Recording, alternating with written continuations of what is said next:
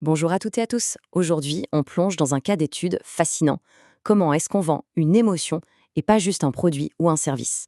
Pour le comprendre, on va décortiquer le site web d'un photographe. Et franchement, c'est une véritable masterclass sur l'art de raconter une histoire pour vendre une expérience. Allez, on attaque direct. Cette question, c'est le crochet parfait. C'est de là que tout part. Ça vient toucher une corde sensible, une peur que beaucoup de gens partagent, surtout quand il s'agit d'un moment aussi important qu'un mariage, par exemple. C'est très, très malin. Et voilà, le problème est posé. D'un côté, on a envie d'être la vedette de cette journée unique, mais de l'autre, il y a cette pression, cette anxiété d'avoir tous les regards sur soi. C'est vraiment ce paradoxe qui va servir de fondation à toute la communication. C'est sur ça qu'il va construire sa solution.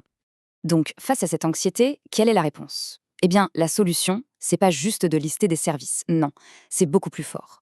Il introduit un personnage, un véritable allié, avec un rôle bien précis, pensé pour désamorpher ce problème à la source. Et voilà le nom de ce personnage, garde du corps visuel. C'est génial. Le choix des mots est super important ici. Ça change tout de suite la perception.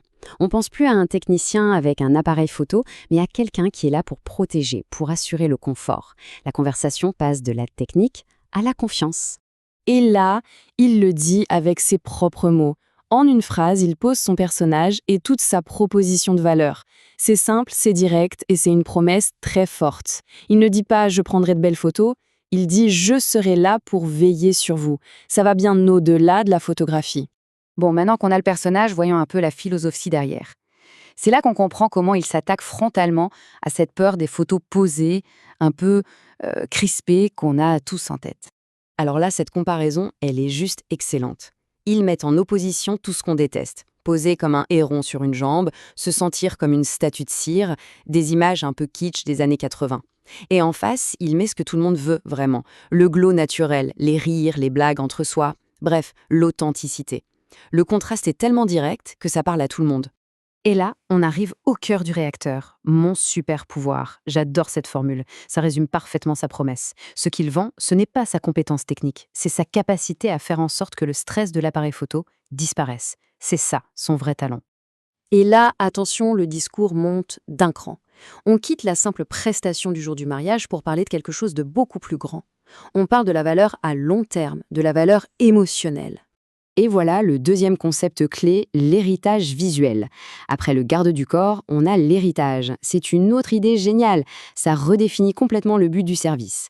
On n'achète plus des photos qui finiront sur un disque dur. Non, on investit dans la mémoire de la famille. La photo n'est plus une dépense, c'est un patrimoine.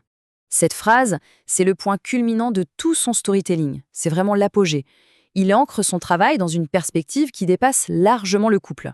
Il parle de transmission, d'histoire familiale. C'est incroyablement puissant. Ok, tout ça c'est une très belle histoire, de belles promesses. Mais est-ce que ça marche en vrai? Est-ce que les clients sont d'accord? C'est le moment de passer de la promesse à la preuve. On va voir comment tout ça est validé par les retours des clients. Et on commence par du concret, du factuel. Les chiffres. 5 sur 5 sur 21 avis. C'est une note parfaite. C'est pas juste un ou deux amis qui ont mis un bon commentaire, c'est solide. Ça pose tout de suite une base de crédibilité. Et juste après le chiffre, on a les mots, l'émotion. Ce qui est super intéressant dans ces témoignages, c'est qu'ils ne parlent presque pas de la qualité technique des photos.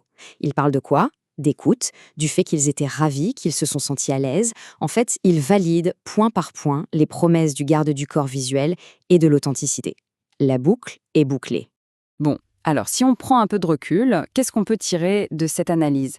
Comment est-ce qu'on peut décomposer cette approche qui marche si bien? Eh bien voilà la formule. C'est presque une recette en fait. Ce qui a l'air d'être juste une approche personnelle, très intuitive, peut en réalité être décomposé en 5 étapes très claires. On identifie une peur, on crée un rôle pour la résoudre, on définit une philosophie, on élève le débat avec un objectif plus grand et enfin, on prouve que ça marche. C'est un vrai plan du match pour quiconque souhaite vendre une émotion et pas seulement un service. Et pour finir, je voudrais qu'on reste sur cette question. Quelle est la différence entre une simple photo et un souvenir ? C'est une question qui nous pousse à réfléchir. Et au fond, la réponse est au cœur de toute cette démarche. Ce photographe, il ne vend pas des pixels. Il fabrique des souvenirs. Et c'est sans doute ça, la clé de tout.